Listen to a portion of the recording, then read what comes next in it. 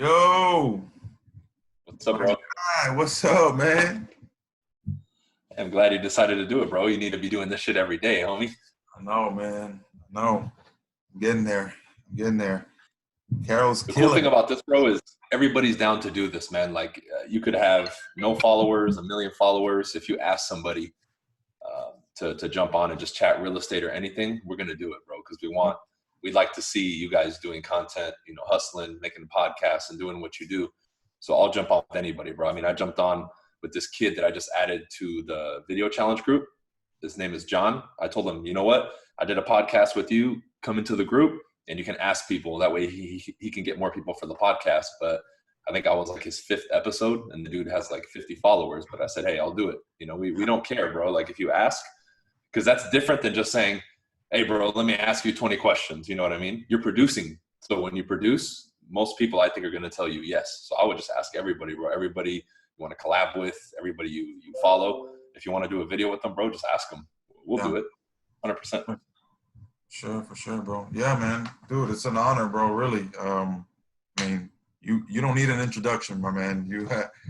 You already have and everything there's enough said with you already, bro. And I Appreciate that, man. just want to thank you, brother, for hopping on and blessing me with your presence, man. It's a pleasure. And whenever you want, bro. I'll jump on every day if you want. Appreciate it, brother.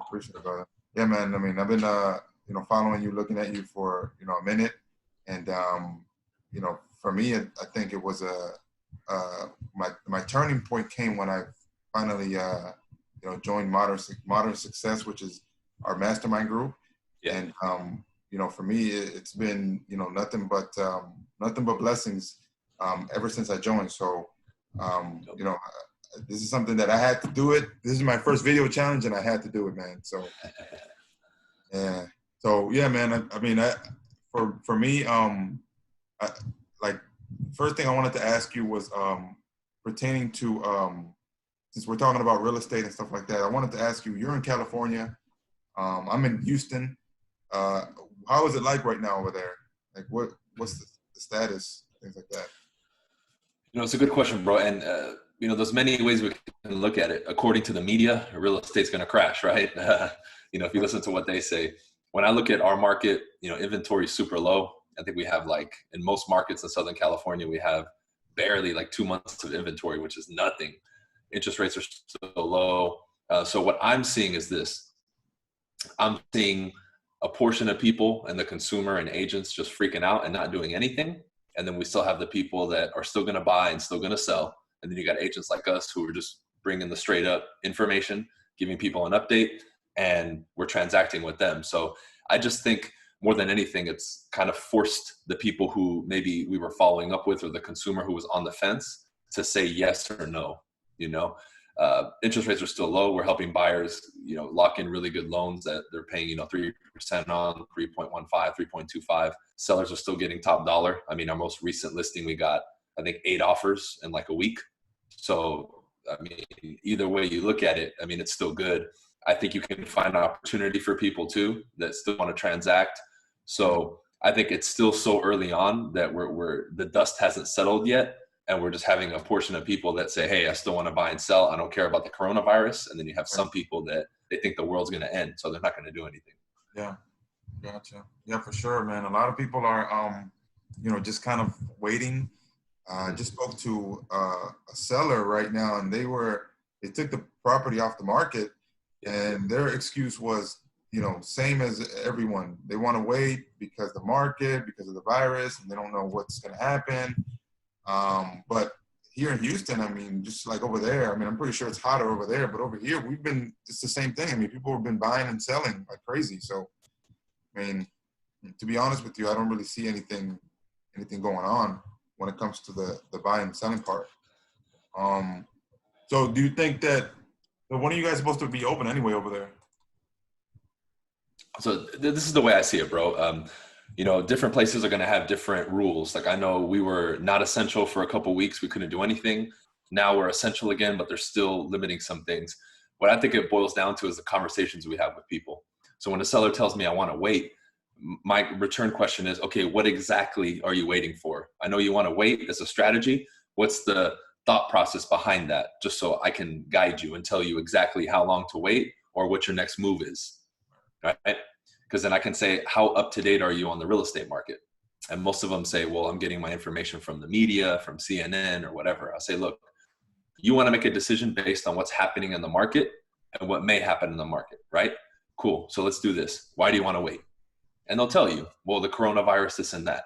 Okay, the coronavirus, in your opinion, is it affecting real estate? Do you know for a fact if it's affecting real estate or not? And that gets the conversation going, because now I can get into the mind of somebody and really give them a straight answer. It makes sense. No. It makes sense for you right now to put the home on the market and sell it, because you want proof. We just sold 2 listings in the last week and we got 8 offers on each one. What more proof do you need? So it's not like I'm telling you it might happen. It's happening right now. The question is do you really want to sell, and are you going to take advantage of it? And if you do, then let's move forward. But if it's really something else, tell me, and then we can have a conversation and I can guide you. I'm not here to force you to sell. I'm here to guide you based on what you need. But what you're telling me is that based on the current market conditions, you should do something. So it's my job to instruct you to do something. Why would I tell you to hold off if it's actually in your best interest to do something now? Or vice versa, right? If it's not in their best interest, then tell them, hey, hold off. Let's wait another month. But for a lot of people, man, if you dig deeper into their thought process, you'll find out that they're making the wrong decision. And as a real estate agent, we're supposed to help them make the best decision. I just think a lot of people don't have the know-how and the skills to have a conversation with like that with somebody, to give them the real. You know, everybody wants to be PC and politically correct, and well, I don't want to step on anybody's toes. Look, dude, you have a fiduciary duty to your client. You have to be straight up with them. You have to have a real conversation with them. And if they should do something now, suggest it. If they shouldn't, then tell them to hold off. But that's where we got to step in as leaders of the industry, man, and you know, really be that voice of reason for people. And when we do that, I think the image for realtors will change. People will start respecting us a lot more. And then it's going to normalize the market a lot more, because I think if it does have any negative effect sooner rather than later, it's because the consumer's freaking out and a lot of agents are freaking out instead of looking at the facts. Right. Absolutely. And you, I mean, I know that you like to be more on the opposite side of PC. What is it that, you know, makes you or got you to that point where you're like, hey, you know what, there's no point in me just beating around the bush. I'm going to be direct with the seller. You know, what got you to realize that? Yeah. Nope. Man, that's a good question, bro. It just got to the point where it was a two-way street, man. One was I was sick of seeing it in other people, where I knew I had met a person, I had known them in their personal life, and then what they were telling people they were was the opposite. I was like, man, get the fuck out of here. You're not like that, right? Like, you're putting up a front, you're bullshitting people, right? And number two was with myself. I said, man, if I hold back, right, people aren't really seeing the real me. They can't connect with me. And then in the back of our mind, I know this from experience, and so do you, when we see that person who is two-faced, we can say, right? In the public eye, they act all, you know, shiny. We can say like a Ron Burgundy, right? All polished and shit. And then in their personal life, they're a slob. You sense that, right? Like,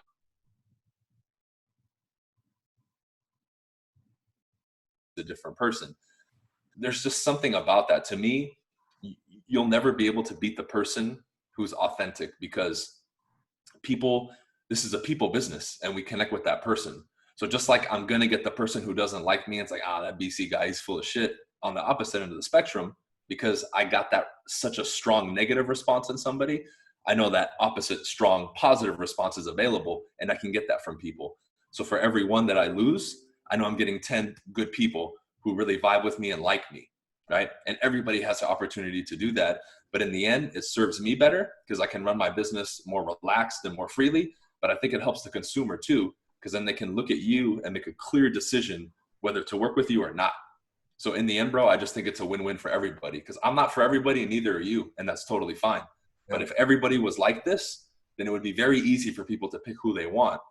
And that's why when everybody looks and sounds the same, it's difficult for a consumer to choose, because they're like, man, you know, this is a guy, this is a woman, and this is a younger guy, this is an older guy, but they all sound the same. They all say the same shit. How are they going to pick?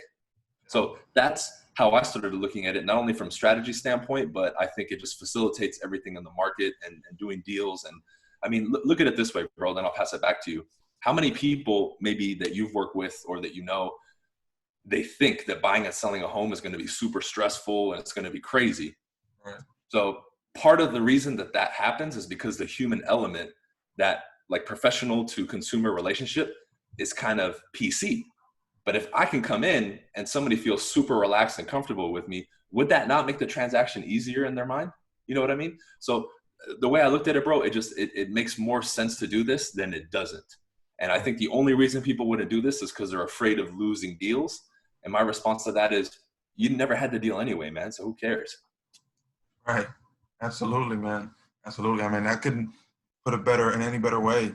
And, you know, one thing I struggled with, and I think everyone struggled with at the beginning, is, you know, trying to be real, but then at the same time, not, you know, not lose the deal or not be too direct, Yeah. you know?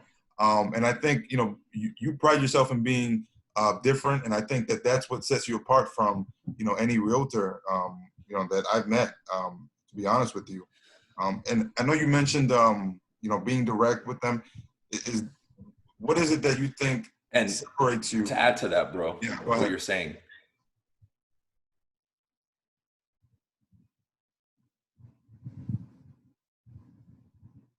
Can you hear me? Go ahead. Hello.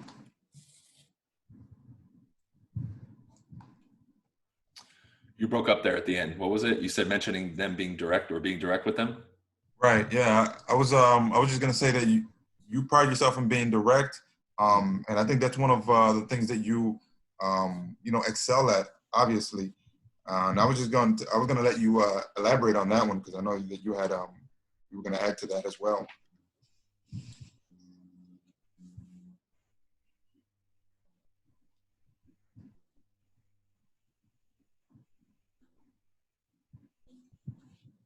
Yeah.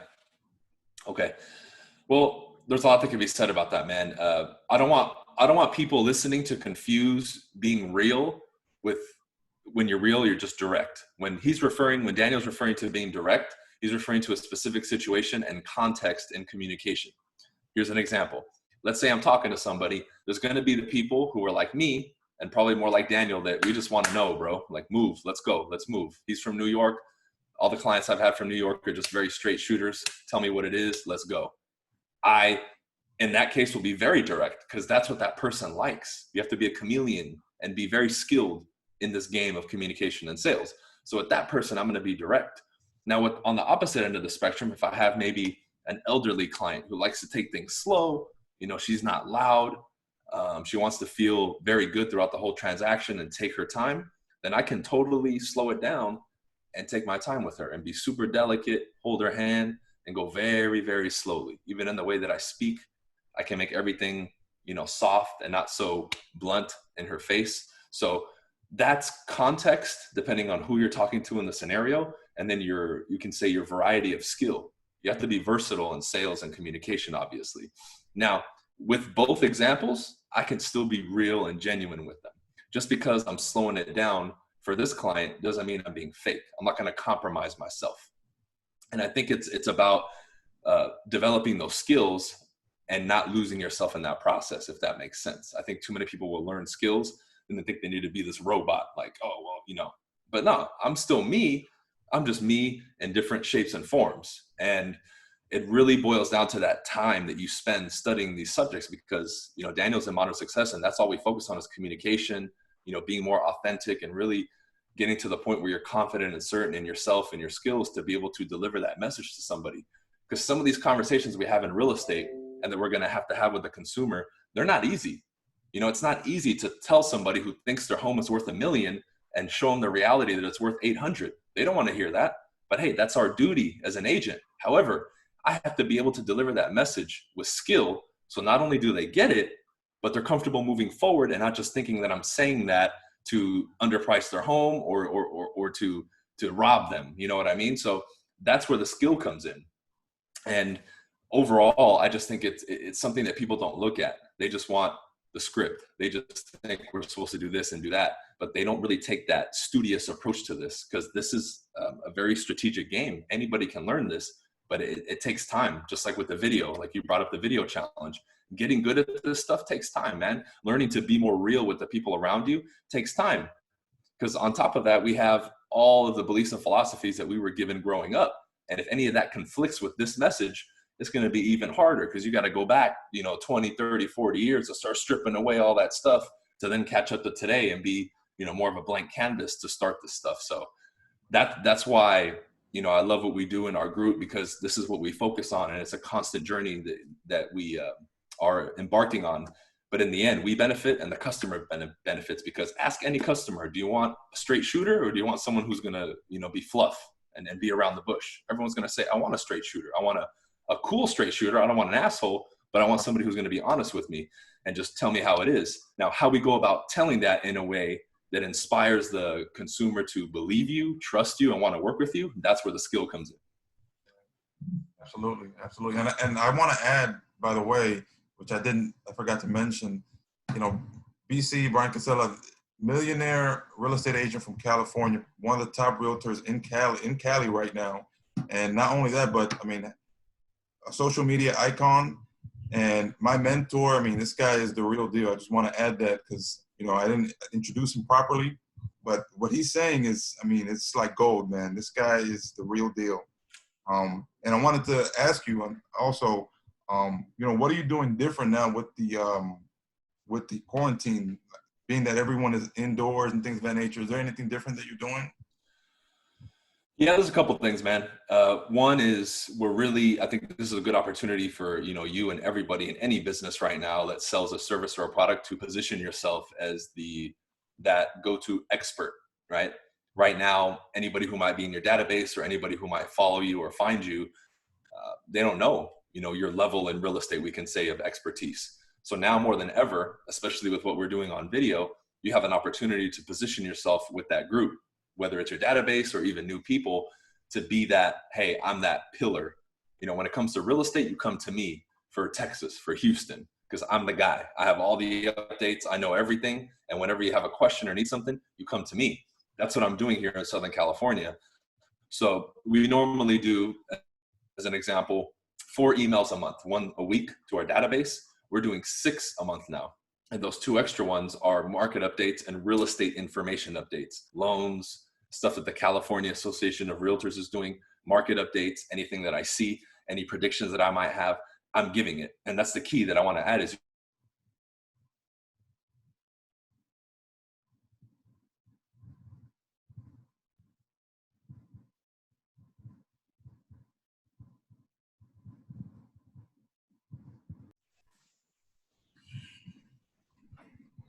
Yeah, sorry about that.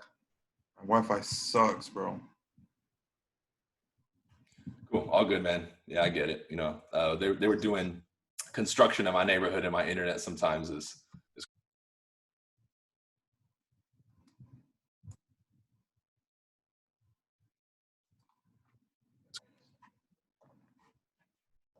What's going on?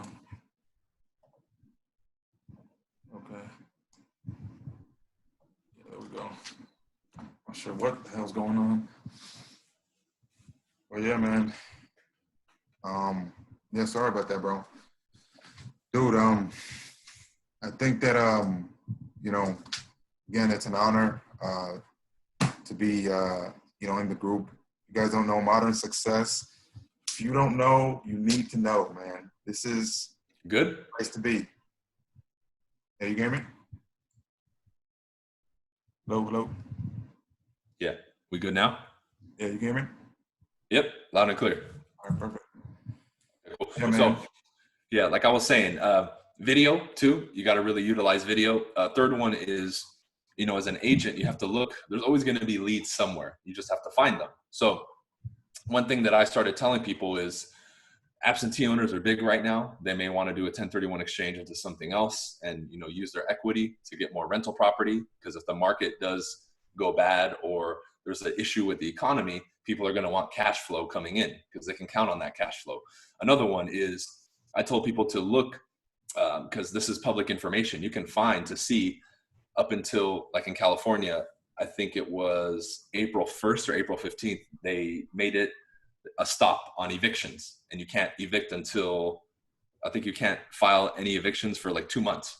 So I Right. said, go to the county recorder and find the last 30 days before that cutoff date of all the people who filed eviction notices for their tenants, and call those people, because you can pull that information and get the landlord's information, call them, and some of them are going to have to sell because they can't wait 2-3 months to get payments. They need to pay that note, right? Or you might simulate a conversation where maybe they want to do a 1031 exchange, right? So that's just, you know, a couple of things that I've told people, man, because you have to find the opportunity in what's going on.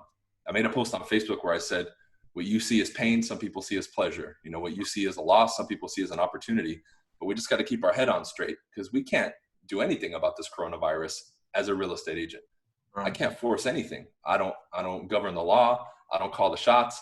But that's something that's outside of my control that I have to respond to. So I've just been, you know, staying level-headed and doing what we can, man, making more cold calls.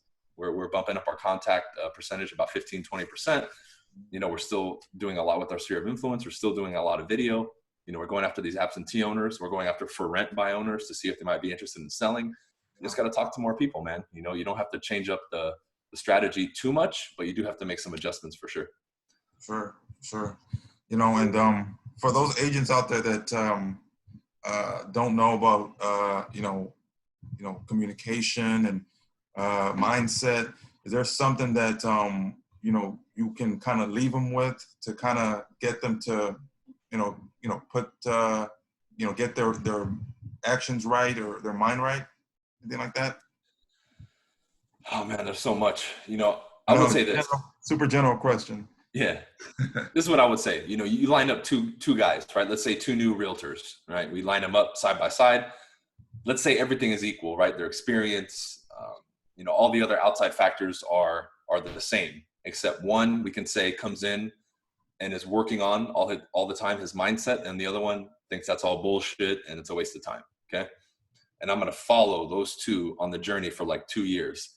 I will bet my life and all my savings and everything, the guy with the better mindset, even if he has less skills coming in than this guy, is going to do better.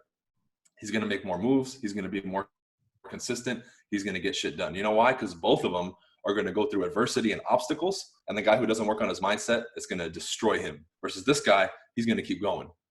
And that, to me, is what I tell people is the X factor in anything, even outside of real estate, your life, or whatever it is. Look at subjects like, you know, depression or self-esteem, right? Confidence, ability to communicate effectively with people. A lot of that stuff we could say is the biggest cause of suffering on this planet. People can't communicate. It breaks up relationships and business partnerships. People are depressed, right? They don't want to do anything. They just sit at home. People have no self-esteem, so they don't even have the confidence to try something new. All that stuff is mindset, man. It may have different names and labels, but that shit is all between your ears. And we can help you, but ultimately you have to take that stuff and work on it yourself when nobody's looking. So that, to me, is always going to be the most important thing. And if people focus on that, man, all the other stuff becomes easy. You know, how to stay motivated, how to follow a schedule, all that shit gets taken care of when you take care of your mindset, because that's the core. That's like the seed, right? Where everything sprouts. And if that seed is good and you water it and you take care of it, you'll be good. Fire, man.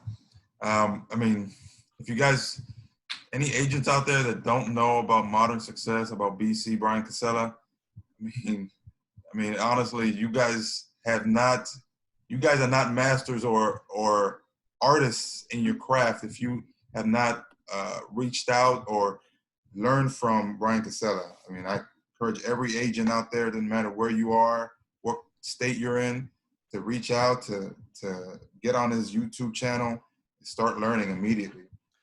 But BC, man, that's all I have for you, brother. Is there any place that you want that they can reach you at, or a specific place that you want you can have them reach you? No, I mean, if you just type my name in Google, you'll find it. Instagram is probably the easiest place to message me. You know, if you want to message me and talk to me, I get a ton of DMs, but you know, I try to go through them pretty regularly. I'm just a couple weeks behind because I get so many now. For sure. Yeah, my man. I'm gonna definitely put your information in the video, so that way, if anyone wants to, you know, reach out or follow or get more information, they can go ahead and just easily click on it and, go from there. But BC, man, thanks, brother. Dude, you're the real deal, man. I really appreciate it, brother. Of course, man. And, I hope that we'll definitely do another one, man. Definitely do another one, for sure. I want to, bro. I want to. I like seeing you guys do this, man. This is great. For sure, bro. For sure, man. My man, it's been a pleasure, bro. I appreciate everything, man.